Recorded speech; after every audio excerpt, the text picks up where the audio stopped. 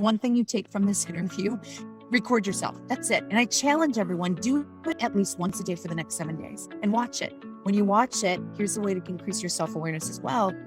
Keep in mind what you felt like during the conversation versus what reality states, what you're seeing on here. The feedback, I find, Charles, it's helpful if you can have an accountability partner, someone to give you feedback in your personal life and your professional life. Because are you two completely different people? Now, I get it. There's certain things. I'm not saying you need to share everything about your personal life in the professional world, but you have to have some consistency because influence is not something you can't turn these behaviors on and turn them off.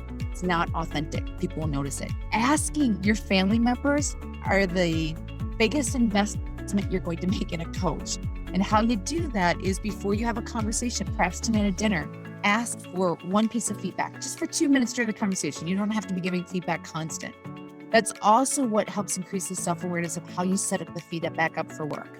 For example, let's say before we start recording this, I would have asked you, Charles, here's what I'm working on. Would you give me feedback after?